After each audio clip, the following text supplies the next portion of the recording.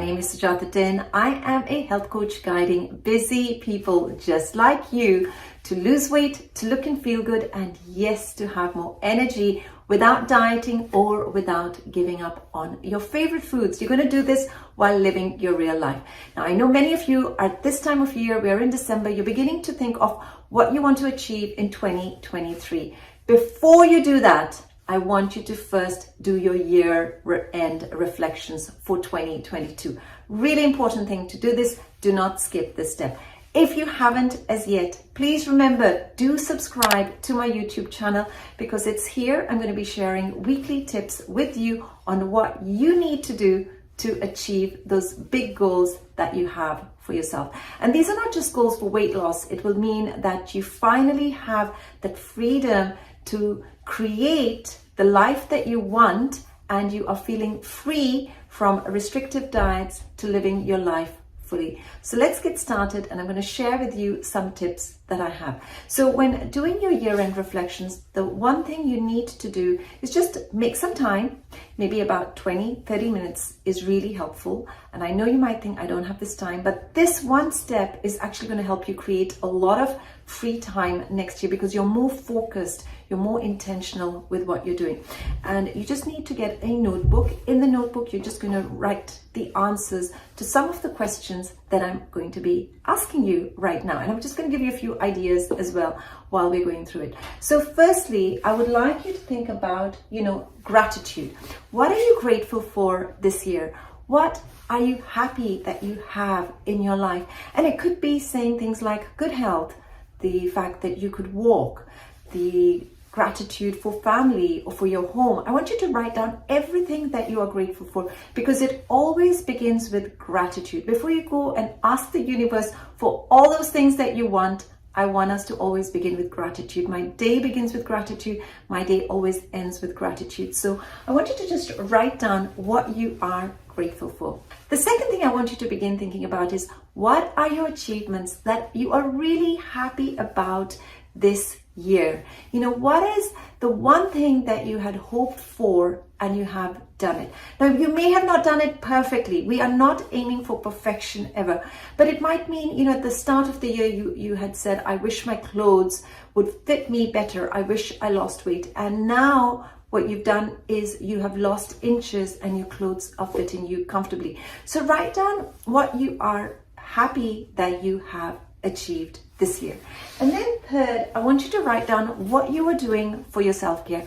In my newsletters, in my videos, I talk a lot about self-care. Self-care is not just about going to get a massage done or getting your hair done or your nails done. Self-care are those little things like, what are you doing to sleep better? Are you having a warm bath? What are you doing at the start of the day? Are you doing a short practice of meditation? So what are you doing this year, or what have you done this year to improve your self-care? I would like you to write that down as well. And then fourth, I want you to write down what are the new habits that you began this year?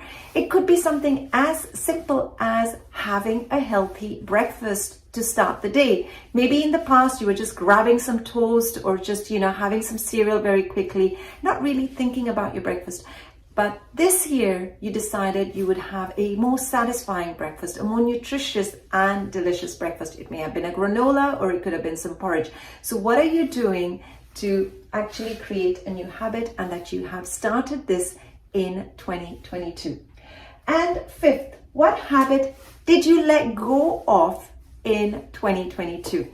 Some habits do not serve us, and habits are things that we are just doing automatically even without realizing. For instance, many people have the habit of just having 1 or 2 spoons of sugar in their tea or coffee. So maybe the habit that you let go of is you reduced your sugar from 1 teaspoon down to half a teaspoon, and then gradually you were able to reduce the sugar and altogether or avoid it altogether. Or maybe the habit that you let go of was that you're no longer having the soft fizzy drinks. So write down those habits that don't serve you that you have now let go of. And then 6, what are you proudest of this year? What is the thing that you think about that, wow, I am so happy that I am doing it, something I never thought I could have ever done. If maybe you're going out for a walk and you're walking every day, it doesn't matter whether you've walked one day for 10 minutes and another day for an hour, but what is it that you're happy, you're really proud that you have done throughout the year and you've been consistently doing it? It could be taking, for instance, a packed lunch to work because you know that's more healthier for you. In fact, you save money by taking packed lunches as well, and you're feeling more satisfied. So what are you proudest of that you've achieved this year? And then seventh, this is where we're going to begin thinking of what you want to achieve for 2023. The question here, number 7, is what do you want to improve? You know, this is an important one to think of. So what didn't go to plan this year? Maybe at the start of 2022, you had these, amazing big dreams and you said you were going to lose 10 kilos or 20 kilos. And you found that you had the intentions of going to the gym 5 times a week or having salads every day, yet it didn't quite happen. So I want you to do in your year-end reflection, write down, what didn't go quite to plan, and also write down next to it why it didn't go to plan. Was it because you were too busy? Was it because you didn't have enough time?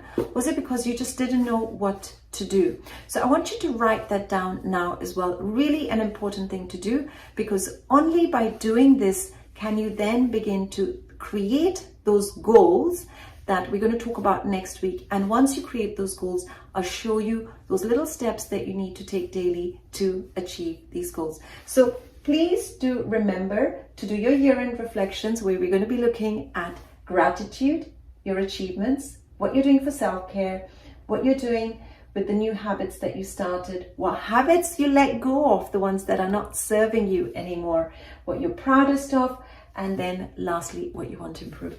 And then next week, I want to talk to you about writing down your intentions about where you want to be 1 year from now. And we're going to set those big dreams. And just like some of my clients whose stories I've shared, I want you to see how you too can achieve your goals in 2023. I have got a lot of exciting new things coming that I'm going to be sharing with you. So please do look out for these.